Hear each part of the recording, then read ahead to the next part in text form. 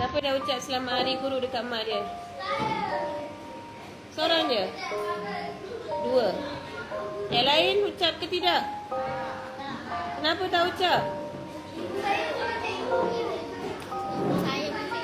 Oh, sebab mak awak bukan cikgu, tak payah ucap lah. Okey, apa maksud guru sebenarnya? Apa maksud guru? Orang yang membimbing, orang yang mendidik. Siapa orang pertama mendidik kamu? Mak. Jadi kenapa tak ucap hari guru pada mak? Siapa orang pertama ajar kamu bercakap? Siapa orang pertama ajar kamu makan? Siapa orang pertama ajar kamu berjalan? Jadi kenapa tak ucap pada mak? Sebab tu Nabi cakap, ibumu, ibumu, ibumu, baru ayahmu. 3 kali Nabi sebut. Apa-apa mak dulu. Hari guru mak dulu, hari ibu mak dulu, hari apa atas dunia semua kena mak dulu.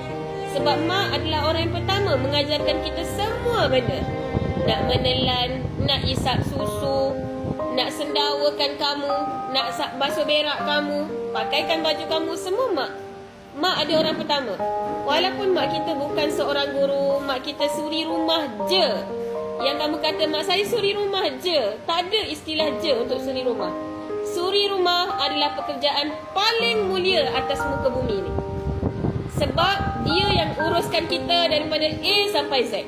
Daripada kita celik mata sampai kita pejam mata balik. Mak yang suri rumah je tu lah yang uruskan kita.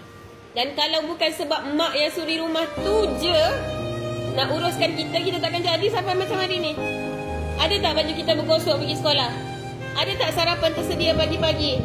Ada tak balik sekolah makanan tengah hari dah terhidang? Semua sebab mak yang suri rumah tu je. Dan jangan sekali-kali merendahkan martabat seorang suri rumah.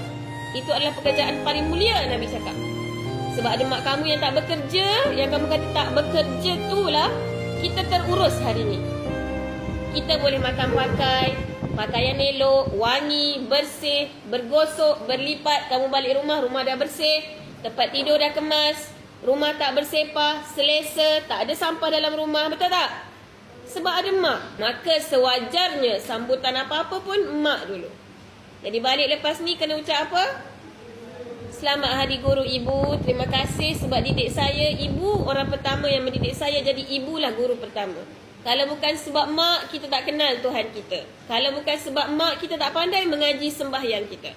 Mak kita yang ajar alif bata, mak kita yang ajar kita berwuduk, mak kita yang ajar hampas sejadah. Jom solat sama-sama. Sebelum kamu datang sekolah, mak kamu dulu cikgu yang pertama.